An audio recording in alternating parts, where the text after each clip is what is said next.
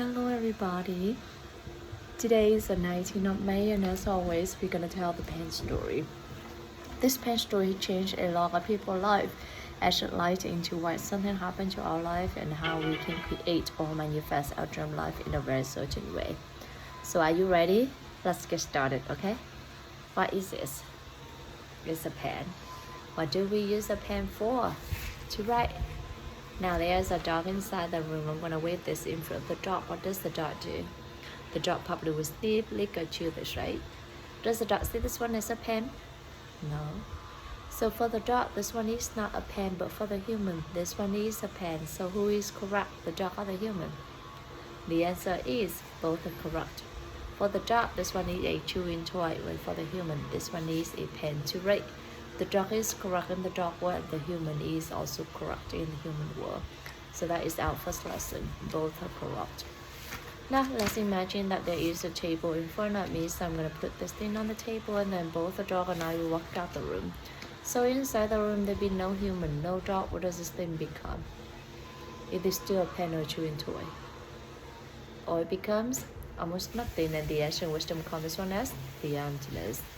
The emptiness is actually a very magical definition. As we understand the emptiness, we'll be able to achieve anything in our life.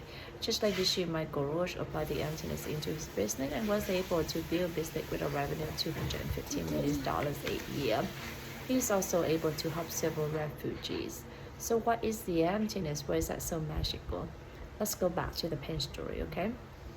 So this technically on the table where there's no human, no dog, or nothing to interact with.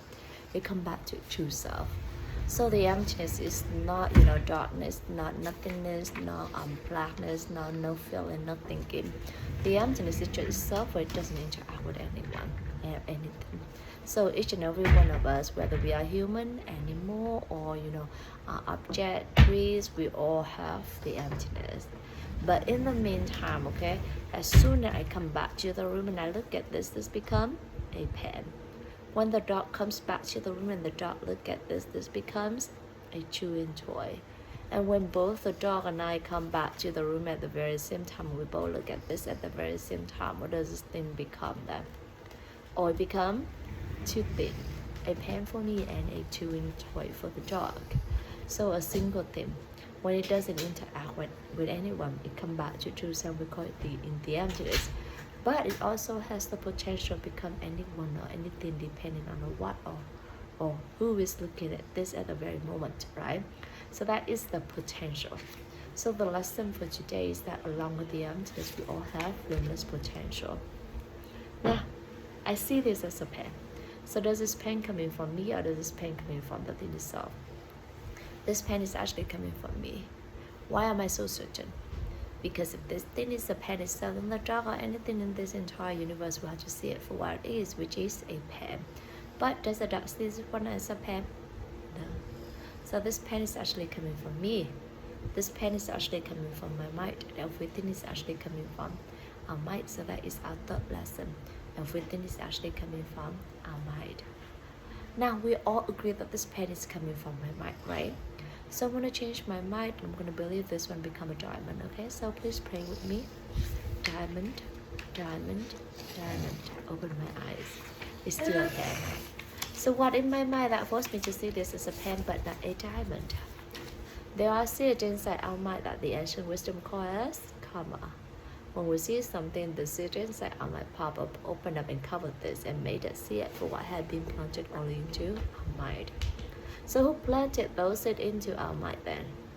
Only you can plant the seed into your mind, and only I can plant the seed into my mind. How can we do it? We do it by three ways: by our word, by our actions, by our thoughts, especially toward other people. So for instance, I'm going to hold on to this. I'm going to say that I have the pen. Would you like to have this pen?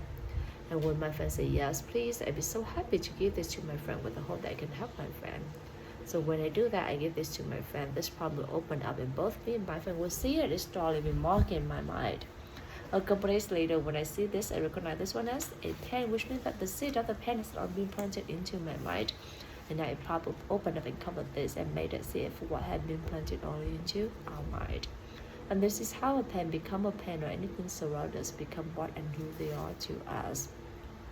In the pen story, there are several meaningful lessons. Today, we went over 4 different lessons.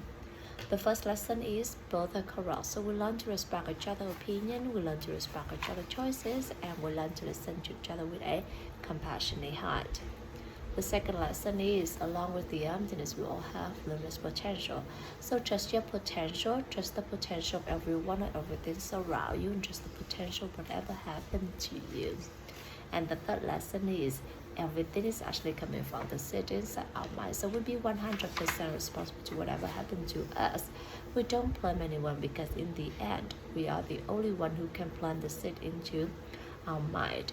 And the fourth lesson is how to create or manifest our dream life in a very certain way. So first, we have to know what we want to plan into, what we want to achieve in our dream life, and then we start planting those seeds using our word or action or thoughts to other people.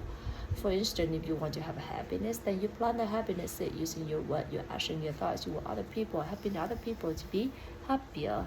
If you want to have prosperity, then use your word, your action, your thoughts to other people, helping other people to be more prosperous. And just like that, whatever that you want, making sure that you use your word, your action, your thoughts to other people.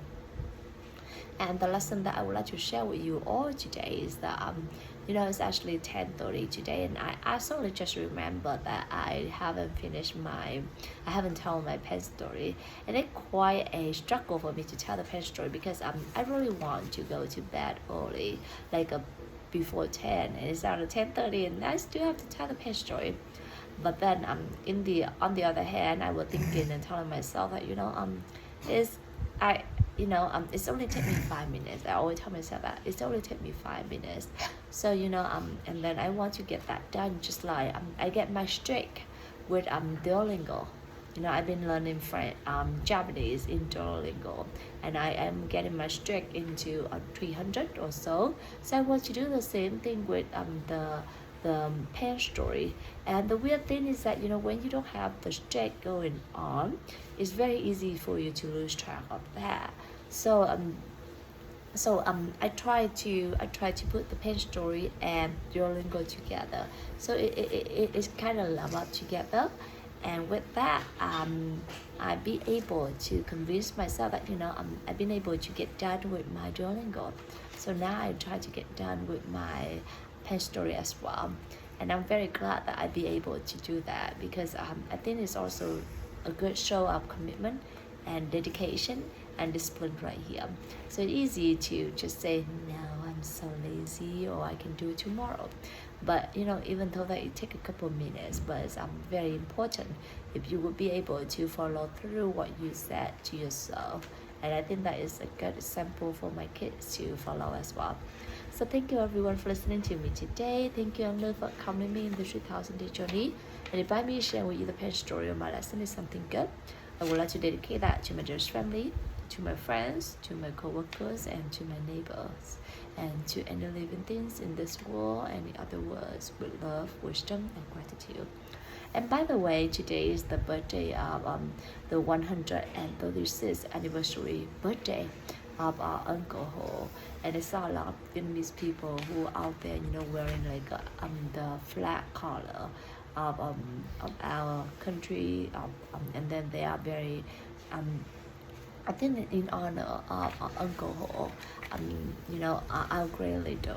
So it's something that I'm very, how to put it, it's just something different.